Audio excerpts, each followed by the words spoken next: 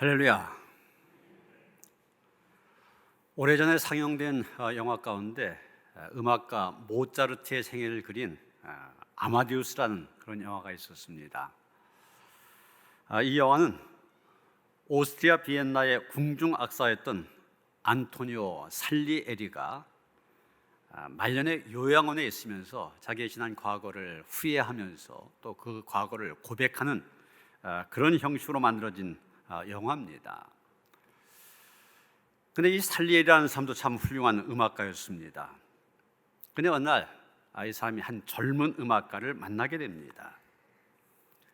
음악에 있어 천재적인 재능을 가지고 있었던 볼프강 아마디우스 모차르트를 만나게 됩니다. 그때부터 그는 엄청난 질투에 빠지게 됩니다. 사실 살리에리가 그 당시 궁중악사였다는 얘기는 보통 실력이 아니라는 얘기거든요. 이 살리에리도 음악 실력이 훌륭했고 또 충분한 가능성을 갖고 있었던 사람입니다. 그랬던 사람인데 그가 시기와 질투에 빠지다 보니 그 좋은 장점과 그 많은 은사들 더 이상 개발하지 못하고 인생을 끝내게 됩니다. 그리고 나중에 이 살리에리는 모차르트를 질투하다가 결국 하나님을 저주까지 하게 됩니다.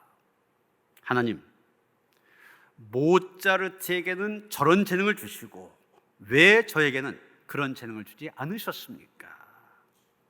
하나님까지 저주한 겁니다. 결국 그는 미치광이가 되어버렸습니다. 여러분, 질투가 문제였던 것입니다. 질투의 화살을 남을 향하여 쏘았는데 그 화살이 결국은 자기에게 돌아와서 자기를 죽이게 된 것입니다. 살리에리가 그렇게도 모차르트를 질투한 반면 모차르트는 자기의 후배인 베토벤을 질투하지 않았습니다. 오히려 이 사람을 주목해봐라. 그는 세계 음악사에 남을 놀라운 인물이 될 것이다. 이렇게 말하면서 오히려 그 베토벤을 세워줬습니다. 또 독일의 유명한 작곡가인 슈만이라고 하는 사람도 아주 탁월한 재능을 갖고 있는 후배 작곡가 브람스를 만났을 때 그는 이 후배를 칭찬하고 격려할 뿐만이 아니라 그를 데뷔시키기 위해서 많이 애를 씁니다. 그리고 슈만이 노후에 정신병으로 고통스러운 여생을 보내게 될 때 브람스는 자기를 사랑해주고 아껴줬던 선배 슈만의 남은 생을 책임지고 마지막까지 그를 돕는 아름다운 우정을 보여주고 있습니다. 우리는 이 가운데서 두 가지 지혜를 보게 됩니다. 안토니오 살리에리라는 사람, 그가 갖고 있는 지혜는 거짓 지혜였습니다. 시기와 질투로 가득 찬 살리에리. 그래서 시기하고 질투하고 그 사람을 깎아내리면은 자기의 인생이 성공할 거다. 잘못된 지혜를 갖고 있었습니다. 그러나 그의 인생은 파멸로 끝났습니다. 그러나 모차르트와 슈만, 관용과 양순의 참 지혜로 살았습니다.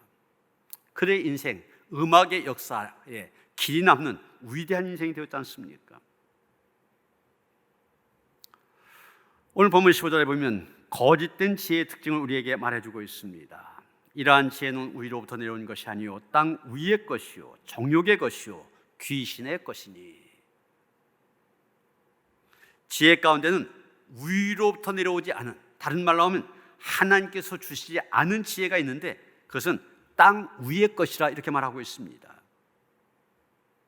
이 말은 하나님과는 무관한 지혜라는 겁니다. 철저히 인간의 머리에 쌓은 지혜라는 얘기, 세상 한복판에서 만들어진 지혜라는 얘기입니다. 그러기에 그런 지혜 세속적일 수밖에 없습니다. 그리고 정욕의 것이라고 했습니다. 철저하게 인간의 욕망을 채우기 위하여 사용된 지혜라는 얘기입니다. 그러다 보니 이런 지혜 이기적이고 자기 중심적입니다. 또 귀신의 것이라고 하였습니다. 마귀에 의해서 그 행동과 생각이 지배받고 선동된 지혜, 결국 다른 사람들을 괴롭히고 갈등과 다툼을 일으키고 마지막에는 공동체마저 파괴하게 됩니다. 이런 것을 거짓 지혜라고 얘기하고 있는데, 이런 거짓 지혜를 가져다주는 근본적인 원인이 있습니다. 그게 무엇이냐? 여러분 15절 놓고 앞뒤 14절과 16절이면 똑같이 나온 말이 있습니다. 시기와 다툼. 바로 이것입니다. 시기와 다툼이라고 하는 것이 우리를 파멸로 이끄는 거짓 지혜를 갖다 주는 것입니다.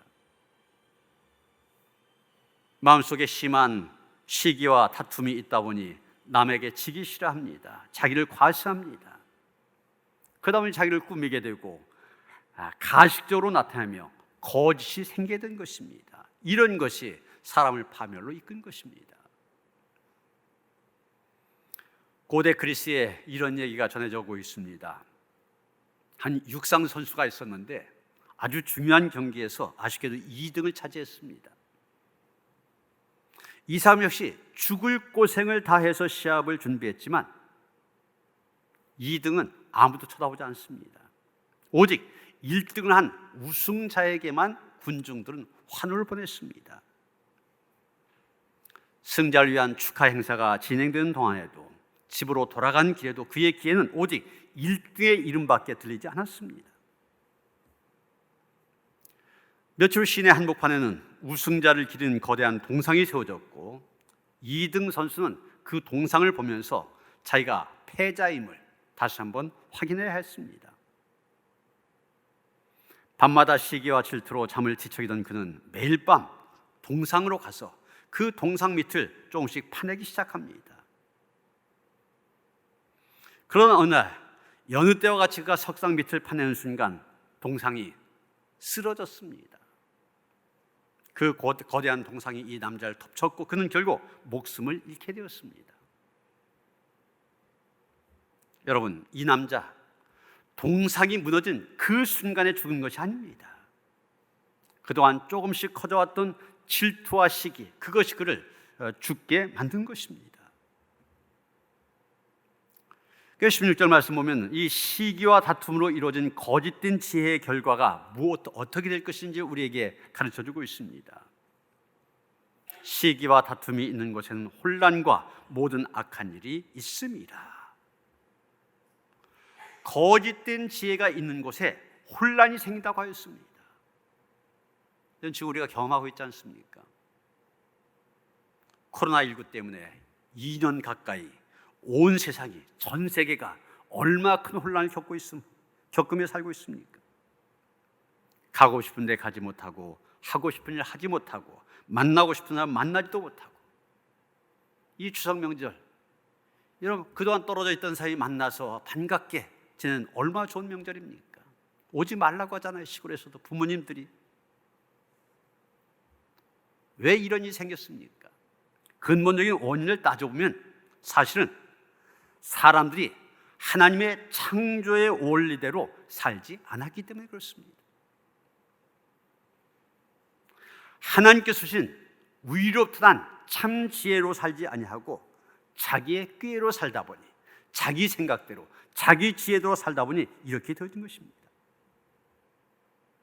이런 전문가들이 코로나19 왜 생겼다고 얘기합니까? 사람이 하나님이 창조하신 이 자연과 더불어 살아야 되는데 그게 아니었습니다. 인간만 잘 먹고 잘 살면 된다. 그래서 세상적인 지혜를 가지고 이 자연을 착취했습니다. 그 결과가 코로나19뿐만이 아니라 구제역이니 광우병이니 심지어는 이 기상이변 다 그래서 온 거 아닙니까? 거짓된 지혜가 이 땅에 혼란을 가져온 겁니다. 또 16절 하반절이면 이 거짓된 지혜의 또 다른 결과가 나오는데 모든 악한 일이 있음이라 이렇게 말하고 있습니다. 여러분, 하나님께서 처음 창조하신 이 세상은 보기에 좋았더라는 세상입니다. 그런데 이런 거짓된 지혜로 인하여서 이 세상이 점점 악하게 되어가고 있다는 것입니다. 밀림의 성자라 불려지는 슈바이처 박사가 밀림 속에서 식인종 쥐장을 만났습니다. 식인종 그러면 사람을 잡아먹는 사람들 아닙니까? 그런데 슈바이처가 이제 사람들 고치는 의사 역할을 하고 이러다 보니까 서로 친해졌습니다.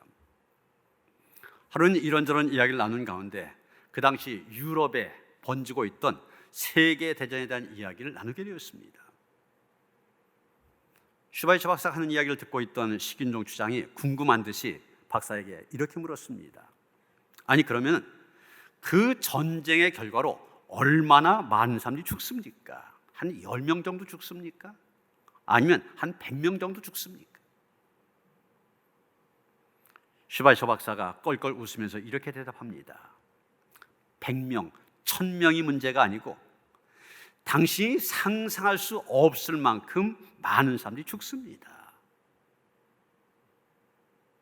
그 말 들은 이 식인종 주장이 이상하다는 듯이 고개를 갸우뚱하면서 이렇게 묻는 것이었습니다. 이상하군요. 백인들은 사람 고기를 먹지 않는다고 하던데 도대체 그 많은 사람들을 다 죽여서 무엇에 쓰려고 그런 것입니까? 식인종들, 그들의 머릿속에는 사람을 죽이는 이유는 먹기 위해서 이거밖에 없습니다. 근데 먹지도 않으면서 왜 그만 사람들 죽이냐? 여러분, 왜 이런 결과가 나온 겁니까? 세상적인 지혜 때문입니다.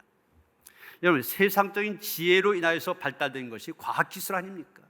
그 과학기술이 대량 살상무기를 만들어내고 심지어는 원자탄까지 만들어냈습니다. 그래서 제2차 세계대전으로 인한 사망자 3,200만 명 정도 된다고 그러는데 지금 이 코로나19로 인한 사망자보다도 훨씬 많습니다. 하나님 보시기에 좋았다라고 하는 세상 점점 악해지고 있는 것입니다. 이렇게 세상적인 지혜는 세상을 더 혼란케 만들고 악하게 만들 뿐입니다. 그러기에 당연히 이런 세상적인 지혜, 거짓 지혜 버려야 하는 것입니다. 그러면 그런 지혜는 버리고 우리가 추구해야 될 참된 지혜는 무엇입니까? 본문 17절 18절 야고보는 이렇게 말합니다. 오직 위로부터 난 지혜는 첫째 성결하고 다음에 화평하고 관용하고 양순하며 긍휼과 선한 열매가 가득하고 편견과 거짓이 없나니. 우리가 추구해야 될 참된 지혜, 오직 위로부터 난 지혜라 그렇게 말하고 있습니다. 위로부터 난 지혜, 하나님께서 주신 지혜, 그것이 참된 지혜입니다. 그런데 그 지혜의 구체적인 내용이 무엇이냐? 첫째로 참진 성결하다고 하였습니다. 오직 위로부터 난 지혜는 첫째 성결하고. 이 성결이라는 말 원래는 종교의식에서 사용되었던 말입니다. 하나님께 나아갈 만큼 깨끗한 것, 이걸 성결이라고 얘기합니다. 그래서 구약시대 이런 성전에 보면은 성소가 있고 지성소가 있었는데 지성소까지 들어갈 수 있는 사람은 딱 한 사람밖에 없지 않습니까? 대제사장, 그것도 1년에 한 번 속죄일에만 들어갈 수 있습니다. 그런데 이 대제사장이 입었던 옷을 보면은 대제사장이 특별히 입는 옷인데 머리에 이렇게 띠를 두릅니다. 거기에 뭐라고 써있느냐? 하나님께 성결.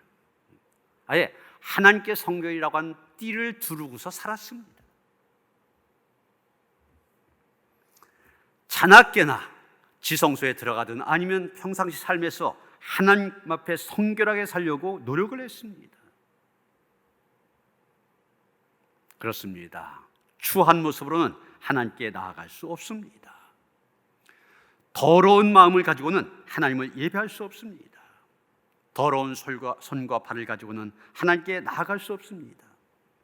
그래서 오늘 본문 조금 뒤에 4장 8절에 가서 보면 죄인들아 손을 깨끗이 하라, 두 마음을 품은 자들아 마음을 성결하게 하라, 이렇게 말하고 있는 것입니다. 사실 우리는 하나님께 나아가지만 우리 주변에 보면 나름대로 신들을 많이 믿고 있지 않습니까? 그런데 꼭 교회 안 다니는 사람들도 자기의 신 앞에 나아갈 땐 깨끗한 몸과 마음으로 나가야 된다, 다 알고 있었습니다. 어리셨을 때 교회 안 다니셨던 분들, 어머님들이 그런 일 하셨잖아요. 새벽마다 자기의 신에게 이렇게 빌 때 꼭 몸을 깨끗이 닦은 다음에 정한수를 떠놓고 그 앞에 빌었지 않습니까? 몸만 깨끗하게 하는 것이 아니라 깨끗한 마음을 가지고서 자기의 신께 구하면은 들어주신다, 이런 믿음을 가졌던 것입니다. 여러분, 우리도 마찬가지입니다. 참된 지혜는 성결하다고 하였습니다. 그 참 지혜가 우리로 하여금 하나님께 가까이 나가게 합니다. 배우면 배울수록 하나님을 더 사랑하고 하나님께 더 가까이 나아가게 하면 그것이 참 지혜입니다. 그런데 예배드리는 날수는 거듭되어지고 달수가 늘어나는데도 하나님께 가까이 나가지 않는다, 참 지혜가 아닙니다. 성경 공부 아무리 열심히 해도, 제자 훈련 아무리 열심히 받아도, 예배 아무리 열심히 참석한다 할지라도 그것이 하나님께 나아간 것이 아니라면 그것은 참된 지혜가 아닌 것입니다. 참 지혜가 하나님께 더 가까이 나가게 합니다. 여러분, 이 지혜를 사모하시길 바랍니다. 하나님께 더 가까이 나아가게 해주는 성결이 바로 특징인 참된 지혜를 구하시길 바랍니다. 참 지혜의 두 번째 특성이 무엇이냐? 화평이라고 말합니다. 오직 위로부터 난 지혜는 첫째 성결하고 다음에 화평하고, 이렇게 말하고 있습니다. 성경에서 화평이라고 말할 때는 사람과 사람 사이에 바른 관계를 의미하는 것입니다. 그래서 유진 피터슨의 메시지 성경을 보면 이 구절 이렇게 번역하고 있습니다. 참된 지혜, 하나님의 지혜는 거룩한 삶으로부터 시작되어지고 다른 사람들과 잘 어울리는 데 그 특징이 있습니다. 여기 거룩한 삶이 바로 성결 아닙니까? 다른 사람과 잘 어울리는 게 화평 아닙니까? 그래서 참된 지혜는 하나님 앞에서는 우리로 하여금 성결하게 만들고, 이웃과의 관계 속에서는 서로가 바른 관계 속에서 화평을 누리게 한다는 것입니다. 그렇다면 여러분, 사람과 사람 사이에 서로 이간질한다, 그건 참된 지혜가 아닙니다. 다른 사람, 그 안에도 하나님의 형상이 있는데 그런 사람을 멸시의 눈으로 바라본다, 그건 역시 참된 지혜가 아닙니다. 다른 사람들에게 상처를 입히는 그런 말을 내뱉는다, 그것도 참된 지혜가 아닙니다. 예수님 우리를 가리켜서 화평하게 한 자라고 말씀하셨지 않습니까? 우리는 화평하게 하는 사람입니다. 성 프란시스의 평화의 기도에 나오는 것처럼 의심이 있는 곳에 믿음을, 시기와 미움이 있는 곳에 사랑을, 분란이 있는 곳에 화평을 주는 일, 그것이 바로 우리가 해야 될 일입니다. 위로부터 난 참 지혜를 갖게 될 때 우리는 다른 사람과 더불어 이렇게 화평하게 되는 것입니다. 하나님 앞에 성결할 뿐만 아니라 이웃과 바른 관계를 추구하게 되는 것입니다.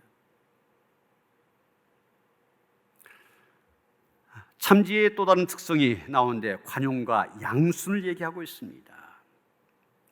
관용과 양순, 이것은 화평의 친구들이라 말할 수 있을 것입니다. 가만히 보면 여기뿐만이 아니라 화평과 늘 짝을 지어서 다니고 있는 것을 보게 됩니다. 그래서 첫째는 성결하고, 다음엔 화평하고, 관용하고, 양순하며. 관용하다는 말, 너그럽고 부드럽고 사욕 있고, 이런 말로 번역할 수가 있을 것입니다. 그래서 관용, 관대하고 너그러운 삶이 갖게 되는 덕입니다. 법조만만 가지고서 옳고 그름만 따지는 냉혹한 검사의 노릇을 하지 않는 것입니다.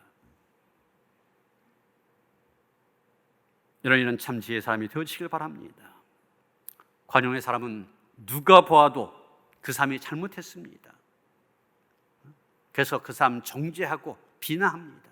그런데 관용의 사람은 저 사람이 왜 저런 일을 했을까 다시 한번 생각하게 됩니다. 그래서 이해하려고 노력하게 되는 것입니다.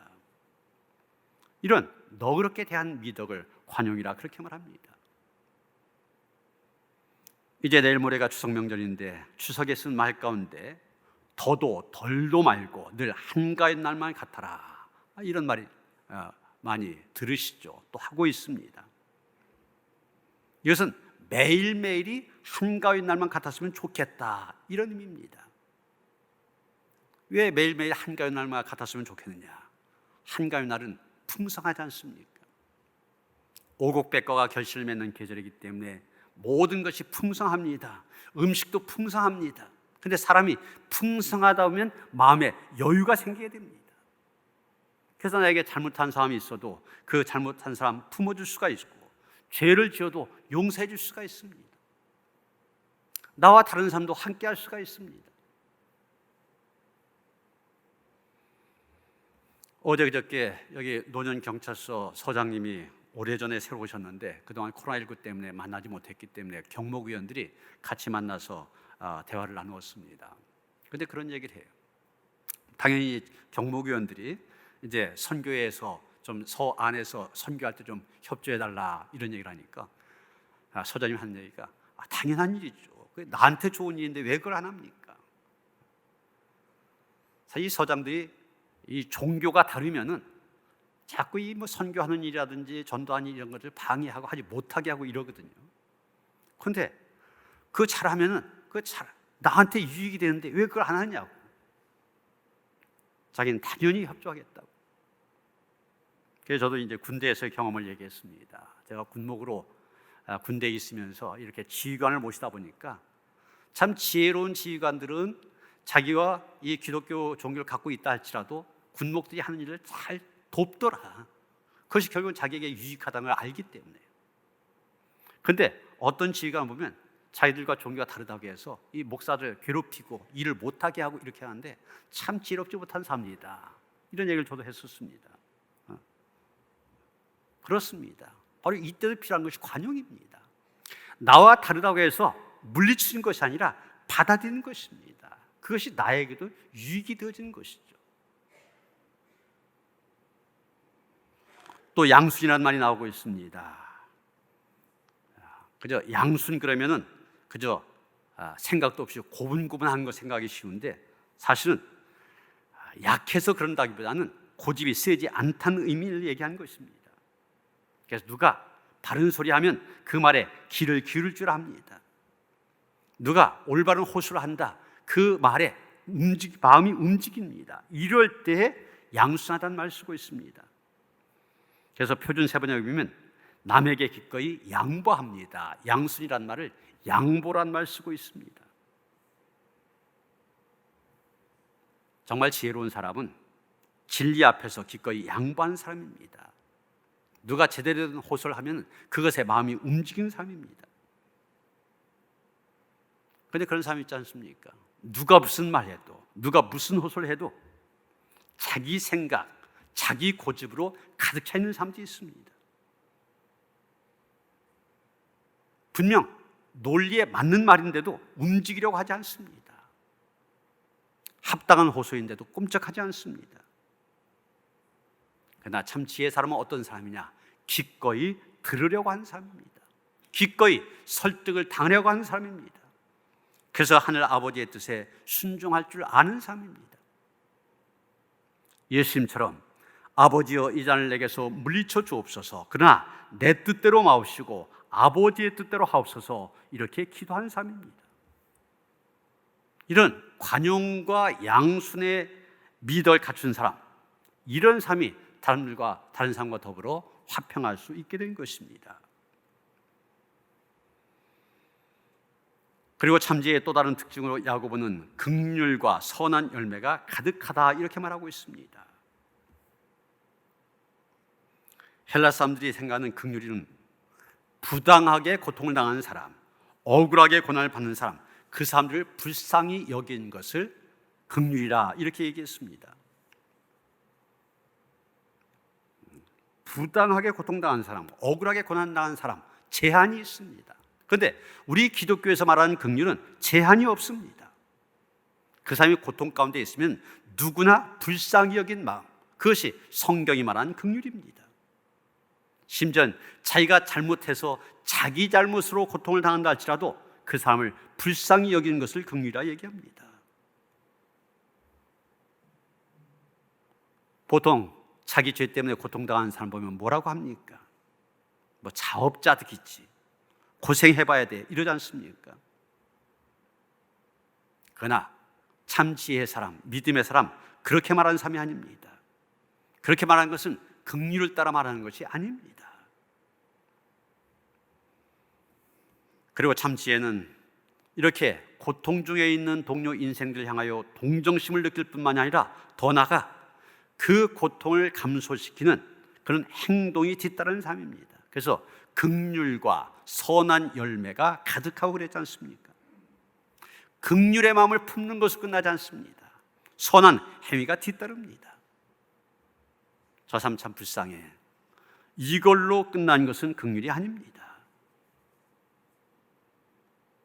불쌍하다고 생각되는 그 사람에게 도움의 손길을 구체적으로 펼친 것입니다. 그래서 기독교의 긍휼은 실제적인 선한 행위로 연결될 때 의미가 있습니다.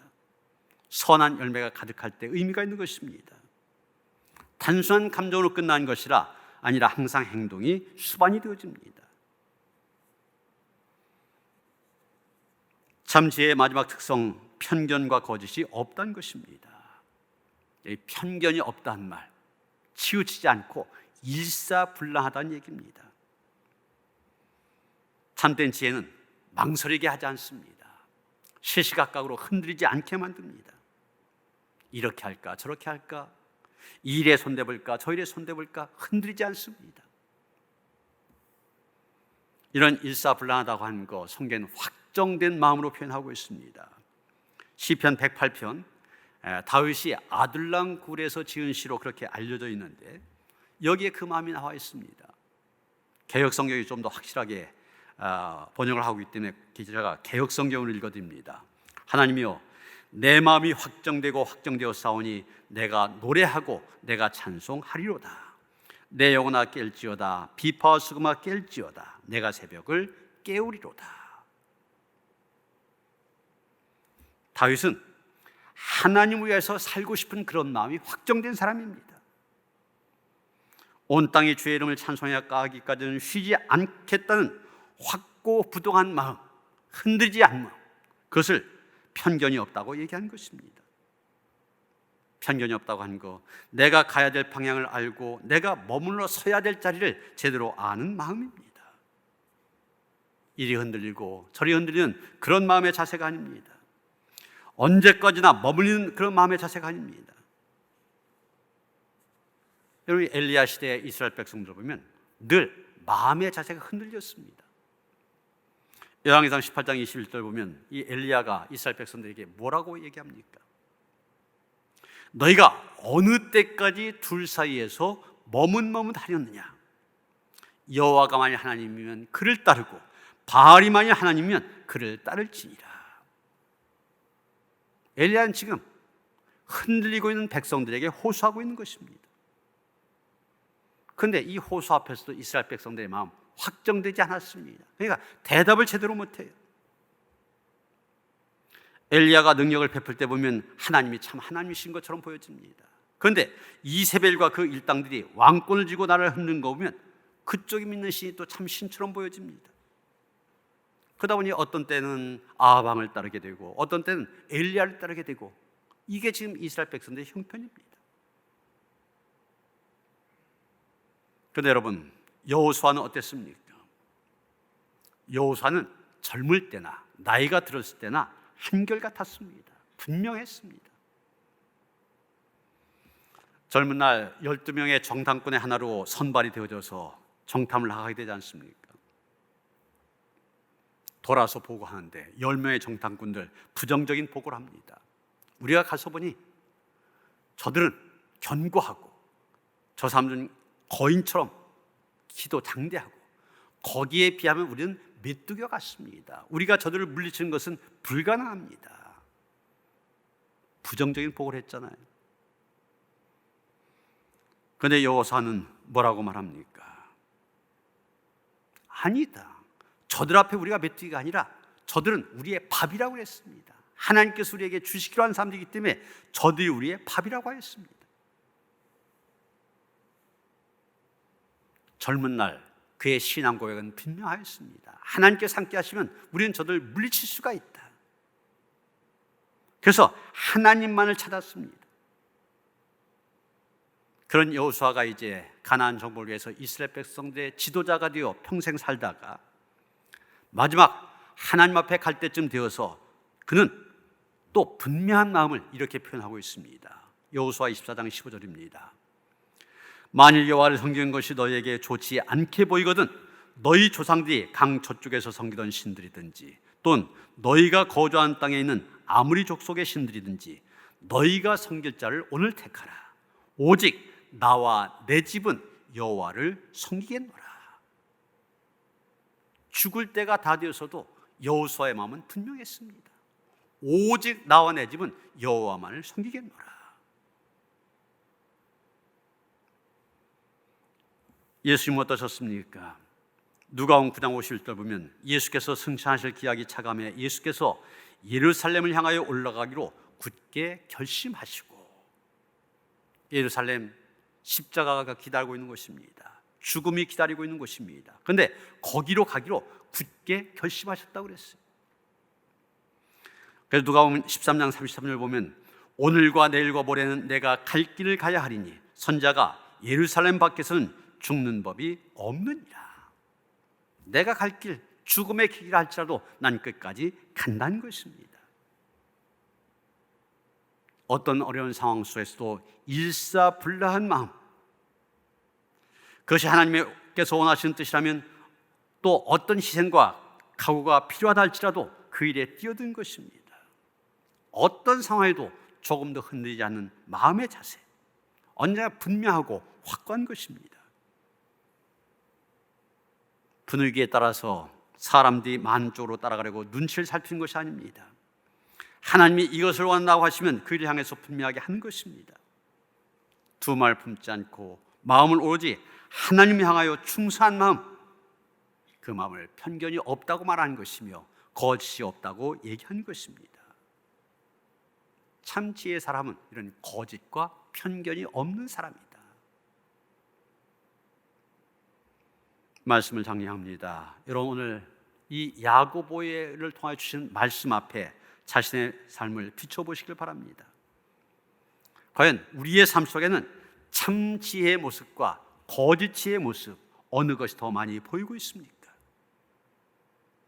말하기는 위로부터 오는 지혜, 하나님의 지혜, 참 지혜를 삼아하는 성도들, 그래서 하나님께서 그 지혜를 주셔서 그 지혜 가운데 하나님께서 허락하신 복된 삶의 길을 걸어가는 성도들 되어주시기를 주님의 이름으로 축원합니다. 하나님 감사합니다. 우리에게 우리의 눈을 열어주시고 우리의 영적인 귀를 열어주셔서 하나님께 주신 지혜를, 참 지혜를 받아들일 수 있게 하시고, 그래서 이렇게 주의자에 나와 예배할 수 있게 하신 줄 믿습니다. 하나님, 이 지혜 앞에 흔들리지 않게 하여 주시옵소서. 한결같은 마음을 가지고 주님만 바라보게 하시며 주님의 인도하심을 따라 복된 길을 걸어가는 성도들 될 수 있도록 함께하여 주시옵소서. 예수 그리스도 이름 받들어 기도하여 싸움나이다. 아멘.